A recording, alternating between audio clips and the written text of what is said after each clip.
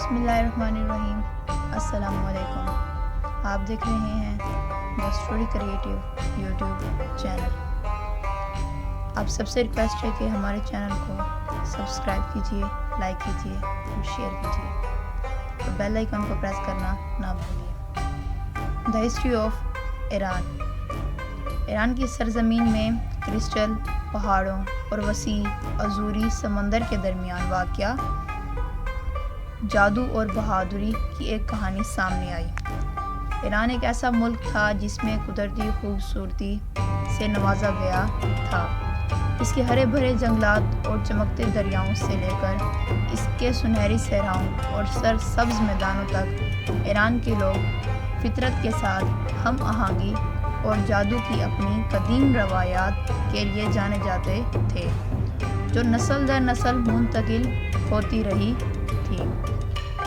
کہانی سولارا کے چھوٹے سے گاؤں سے شروع ہوتی ہے جو وسپرنگ ویویڈس کے کنارے پر واقع ہے۔ سولارا اپنے چمکدار غروب آفتاب اور افسانوی گارڈین ٹری کے لیے مشہور تھا۔ ایک بہت بڑا بلوط جو کہ خود ایران جتنا پرانا تھا، گاؤں والوں کا خیال تھا کہ گارڈین ٹری ان کے گاؤں کی حفاظت کرتا ہے، جو انہیں خوشحالی دیتا ہے۔ ایک بدقسمت شام خون کے چاند کی سرخ روشنی کے نیچے سرگوشی کے جنگل کی گہرائیوں سے ایک سیاہ دھند چھٹنے لگی۔ یہ دھند کوئی عام دھند نہیں تھی، یہ ایک قدیم لعنت کا مظہر تھا، جیسے صدیاں سے بند کر دیا گیا تھا۔ جیسے جیسے دھند سولارا کے قریب آتی گئی، فصلیں مرجھا گئی، جانور بیمار پڑ گئے اور گاؤں میں خوفناک خاموشی چھا گئی۔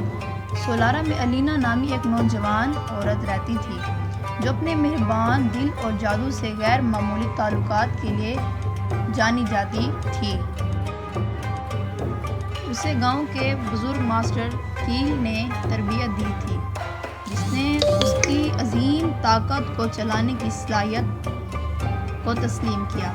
الینا کا فطرت سے تعلق بے مثال تھا اور وہ اکثر جنگل میں دریا کی روحوں سے باتیں کرتی تھی۔ جب اندھیری دھند نے اس کے گھر کو دھمکی دی تو الینا نے اپنے گاؤں کی حفاظت کے لیے ذمہ داری کا گہرا احساس محسوس کیا۔ اس نے ماسٹر کیل سے مشورہ کیا، جس نے لعنت کی اصلیت کو ظاہر کیا۔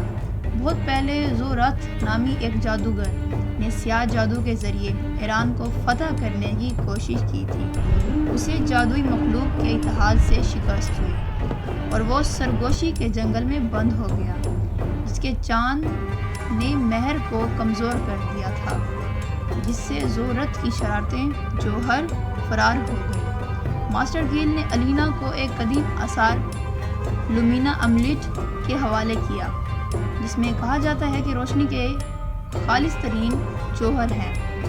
توازن بحال کرنے اور تاریک دھند کو دور کرنے کے لیے الینا کو وسپرنگ ویویڈس کے دل تک ایک خطرناک سفر شروع کرنے کی ضرورت تھی، جہاں لعنت کا منبع موجود تھا۔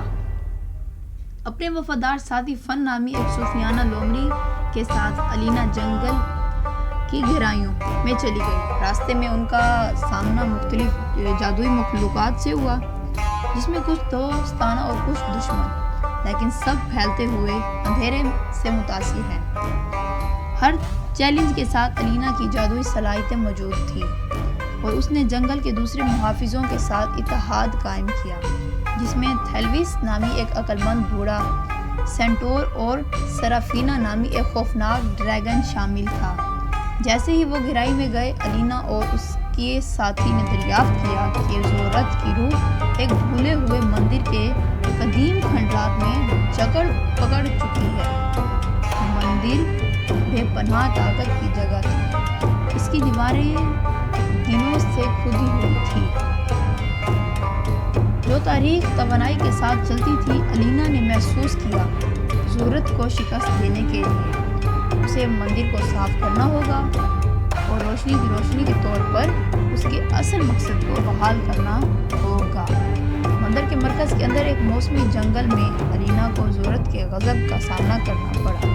لومینا تعویذ چمکتا ہوا پہن رکھا تھا، جب اس نے اس کے ذریعے اپنا جادو چلایا، ایک اندھی روشنی پیدا کی جو ضرورت کے سائے میں ٹکرا گئی۔ اپنے ساتھیوں اور جنگل کی روحوں کے تعاون سے الینا کی روشنی نے اندھیرے پر قابو پا لیا اور ضرورت کا جوہر آخرکار منتشر ہو گیا۔ لعنت اٹھا اور سیاہ دھند ایران سے چھٹ گئی۔ وسپرنگ ویوڈس اپنے پرسکون حالت میں واپس آ گئے اور سولارا ایک بار پھر پھلنے پھولنے لگا۔ الینا کو ایک ہیرو کے طور پر گاؤں میں سراہا گیا اور گاؤں والوں نے اس کی بہادری اور دانشمندی کا جشن منایا۔ تو یوں سولارا کی الینا کا افسانہ ایران کی تاریخ میں ایک لازوال کہانی بن گیا، جس نے آنے والی نسلوں کو یہ پیغام دینے کی ترغیب دی کہ حقیقی طاقت دل کی روشنی اور سائے کے خلاف کھڑے ہونا کی ہمت میں ہے۔ اگر ہماری ویڈیو آپ کو اچھی لگے تو ایز اے ریکویسٹ ہونے کے ناطے ہمارے چینل کو سبسکرائب کیجیے، لائک کیجیے اور شیئر کیجیے۔ تب تک کے لیے اللہ حافظ، ملیں گے نیو ویڈیو کے ساتھ۔ جزاک اللہ۔